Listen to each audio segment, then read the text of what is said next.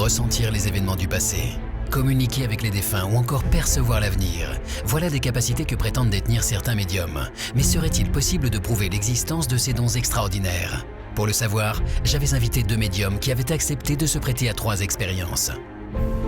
La première était simple, me décrire le plus précisément possible le lieu où je les emmenais et sur lequel ils n'avaient aucune information.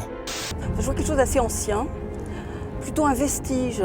Je pense que c'est grand, il y a plusieurs bâtiments. Je pense que comme s'il y avait un bâtiment, je sais pas, des chevaux peut-être, une église. J'avais l'impression qu'il y avait quelque chose de religieux. Il y a l'idée de la communauté. C'est quand même un lieu qui est chargé de violence, je dirais. Il y a eu des choses très, très lourdes et très dures dans cet endroit. Voici cet endroit. Sans le connaître, les médiums ont pu le définir avec certains détails. L'abbaye du Reclus est effectivement un lieu composé de plusieurs bâtiments anciens dont une grande partie a disparu. Il s'agit bien d'un site religieux et communautaire puisque des moines y vécurent durant 5 siècles.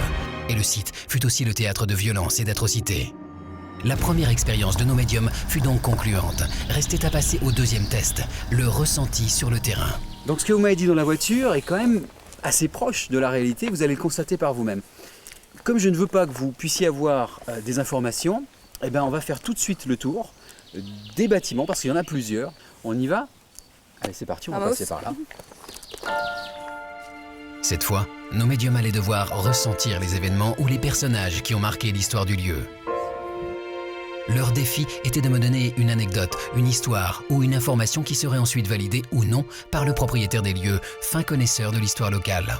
Certains moines vivaient dans des cellules, donc dans ces cellules, voilà, et que leur vie était extrêmement douloureuse et enfin, bien sûr rien de guerre, rien de bien joyeux, mais avec une souffrance supplémentaire. Je me demande s'il n'y a pas eu de la torture aussi dans ces lieux-là. Toute cette partie-là, surtout au XVIIIe, a servi de lieu d'internement monastique. Et entre autres est décédé ici le père abbé de l'abbaye de la Trappe, un certain Don Gervaise.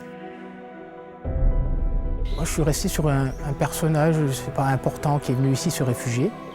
Un personnage qui écrit, qui est tranquille, et qui a dû se retirer peut-être, oui, de la capitale ou quelque chose qui était important. Un personnage qui a pu écrire, c'est le premier père abbé commendataire du Reclus, c'est-à-dire nommé par le roi. Et c'est le poète de cour qui a fait la transition François Ier Henri II et qui s'appelait Mélin de Saint-Gelais. Voilà, qui était l'écrivain de la cour en fait. La 3e et dernière expérience a eu lieu de nuit. Une séance de spiritisme. La communication avec l'au-delà aurait dû leur permettre d'obtenir de nouvelles informations, mais cette nuit-là, rien ne s'est déroulé comme prévu. Les messages délivrés semblaient totalement dénués de sens et malgré de nombreux essais, peu d'informations exploitables furent tirées de cette ultime expérience. Les lettres partaient dans tous les sens, mais c'était très rapide, il y avait beaucoup d'énergie.